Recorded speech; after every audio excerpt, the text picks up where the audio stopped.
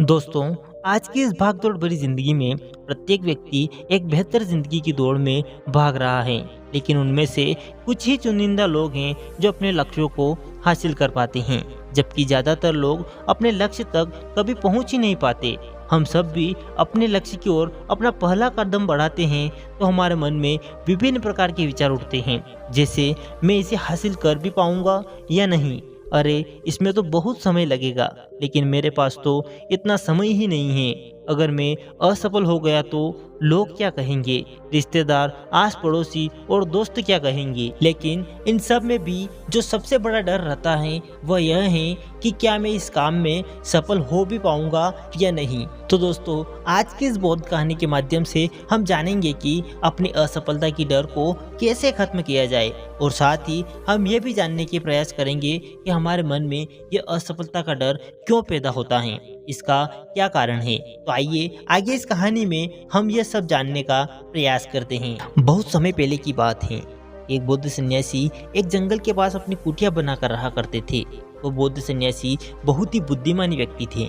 जो भी उनके पास अपनी समस्या लेकर आता तो वह बहुत ही बुद्धिमानी से उसकी समस्या का समाधान निकाल देते। एक दिन की बात है, एक पास ही के गांव में वे भिक्षाटन के लिए गए।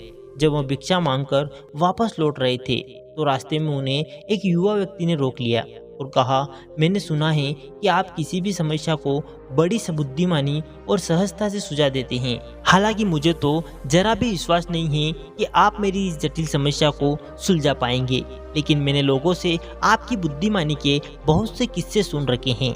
इसीलिए मैं आपसे एक बात जानना चाहता हूँ कि हमें किसी भी काम में असफलता की घबराहट क्यों होती है, और हम अपने किसी भी लक्ष्य को असफलता की घबराहट के बिना कैसे प्राप्त कर सकते हैं। युवा व्यक्ति का यह प्रश्न सुन बौद्ध सन्यासी मुस्कुराए और बोले, मैं तुम्हारे इस प्रश्न का उत्तर जरूर दूंगा और उसके बाद तुम्हारी सारी घबराहट भी खत्म हो जाएगी, लेकिन उससे पहले तुम्हें मेरे साथ मेरी कुटिया तक चलना होगा। वो युवा लड़का उस सन्यासी की बुद्धिमत्ता को परखना चाहता था, इसीलिए वह कुटिया तक जाने को तैयार हो गया। उसके बाद वह बौद्ध सन्यासी उस लड़के को अपनी जंगल के पास बनी कुटिया में ले आए, लेकिन तब तक शाम हो चुकी थी, इसीलिए वो भोजन करके सो गए। और अगले ही दिन जब वो उठे तो बौद्ध सन्यासी ने उस लड़के से कहा, चलो मैं तुम्हें जंगल की सैर करा लाता हूँ। और वह दोनों जंगल की तरफ निकल पड़े। कुछ देर बाद बौद्ध सन्यासी ने उस लड़के को एक गुफा दिखाई और कहा, चलो मैं तुम्हें इस गुफा की सैर कराता हूँ। लड़के ने कहा, हाँ चलिए, मेरी भी जंगल की गुफा देखने की काफी दिनों से इच्छा थी। इसके बाद वह दोनों गुफा के अंदर चले गए। गुफा के अंदर काफी अंधेरा था, लेकिन थोड़ी देर बाद बौद्ध सन्यासी चुपके से गुफा से बाहर निकल आए और उस गुफा के द्वार को बाहर से बंद कर दिया। उस लड़के ने गुफा के भीतर काफी आवाजें लगाई, मुनिवर कहाँ है आप, कहाँ चले गए, मुझे जवाब क्यों नहीं दे रहे हो। लेकिन बहुत देर तक आवाज लगाने के बाद कोई जवाब न मिलने के कारण वह घबरा गया और घबराकर गुफा के द्वार की तरफ भागा। जैसे ही वह गुफा के प्रवेश द्वार पर पहुंचा, वह हैरान रह गया कि यह क्या, यहाँ तो किसी ने गुफा के द्वार को बाहर से बंद कर दिया है।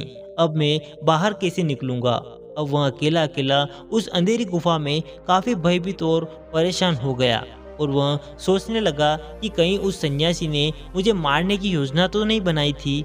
अब वह गुफा में इधर उधर घूमकर बाहर निकलने का रास्ता ढूंढने लगा। वो उस गुफा में काफी देर तक इधर उधर भटकता रहा, लेकिन उसे बाहर निकलने का कोई रास्ता नहीं मिल रहा था। अब उसे जोरों की प्यास और भूख सताने लगी, इसीलिए वह शांत होकर एक जगह बैठ गया। तभी उसे एक सुरंग से सूर्य की रोशनी आती हुई दिखाई दी, पर उस रोशनी आने वाली सुरंग तक पहुंच पाना बहुत ही कठिन था, क्योंकि चारों तरफ बस अंधेरा ही अंधेरा था और वह सुरंग भी काफी ऊंचाई पर थी। फिर भी वह तुरंत उठा और अपनी सारी भूख प्यास को भूलकर अपना सारा ध्यान उस गुफा से बाहर निकलने पर लगा दिया। काफी मेहनत और मशक्कत करने के बाद वह उस सूर्य की रोशनी आने वाली सुरंग तक पहुंच गया और कुछ दूर तक उस सुरंग में ही ऊपर चढ़ता गया। तभी अचानक उसे वह सन्यासी आगे हाथ बढ़ाता हुआ दिखाई दिया। वह लड़का झट से उस सन्यासी का हाथ पकड़कर बाहर आ गया और बाहर निकलते ही उस सन्यासी पर गुस्से से चिल्लाता हुआ बोला, मुनिवर आप पागल हो गए हैं, भला ऐसा मजाक कौन करता है। मुझे इस अंधेरी गुफा में अकेले छोड़कर आ गए। आपको पता भी है मैं कितना भयभीत हो गया था और मुझे कितनी जोरों की भूख और प्यास लगी है। उस सन्यासी ने मुस्कुराते हुए उसे पानी दिया और कहा, अब मेरी बातों को ध्यान से सुनो। तुम इस गुफा के बाहर सिर्फ 2 कारणों की वजह से निकल पाए हो जिसने तुम्हें इस गुफा से बाहर निकलने के लिए मजबूर किया।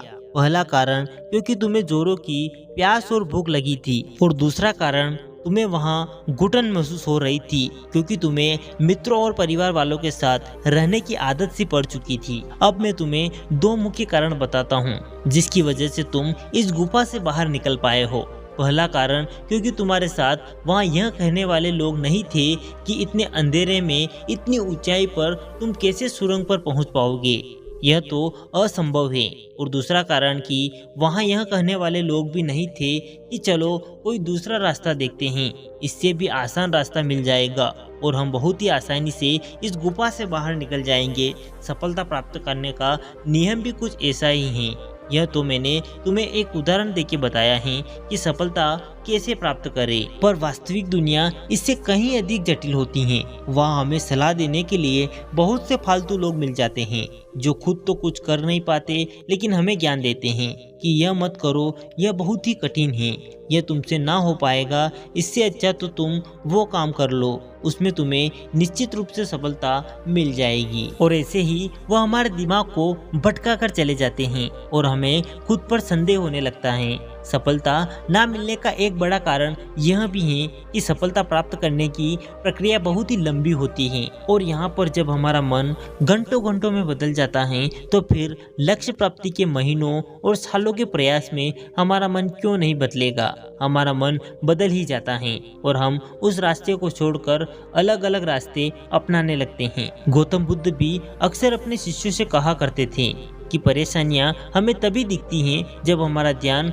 हमारे लक्ष्यों पर नहीं होता है और यह बात 100% सही है। जैसे जब एक तीरंदाजी तीर मारने वाला होता है तो वह अपनी एक आंख को बंद कर लेता है और दूसरी आंख से सिर्फ लक्ष्य को देखता है, तब जाकर वह अपने लक्ष्य को भेद पाता है। ठीक इसी प्रकार हमें सफलता का डर तभी तक लगता है जब हमारा ध्यान अपने लक्ष्य पर ना होकर रास्ते में आने वाली कठिनाइयों पर होता है। तुम भी इस गुफा से बाहर इसीलिए निकल पाए क्योंकि तुम्हें गुफा के अंदर सुरंग से आने वाली रोशनी के अलावा और कुछ दिखाई नहीं पड़ रहा था।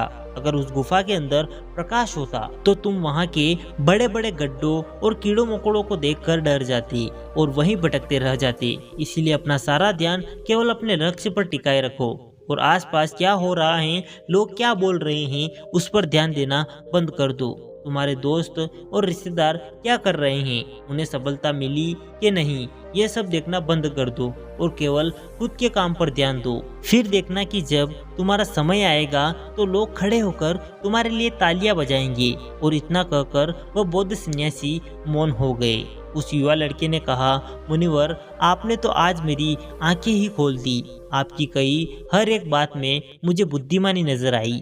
आप सच में बहुत ही बुद्धिमान हैं, इसीलिए सभी आपकी बुद्धिमानी का लोहा मानते हैं। मैं आपको वचन देता हूं कि आज से मेरे मन को कभी भी असफलता का भय नहीं सताएगा। मैं अपना पूरा ध्यान सिर्फ अपने काम पर लगाऊंगा और जल्द ही एक सफल व्यक्ति बनकर दिखलाऊंगा। इतना कहकर उस लड़के ने बौद्ध सन्यासी का धन्यवाद किया और वापस अपने गांव चला गया। उम्मीद करते हैं दोस्तों आज की हमारी बौद्ध कहानी के माध्यम से आपको जरूर ही कुछ सीखने को मिला होगा। अगर वीडियो पसंद आया हो तो वीडियो को लाइक करें और चैनल पे पहली बार आए हैं तो चैनल को सब्सक्राइब करना ना भूलें।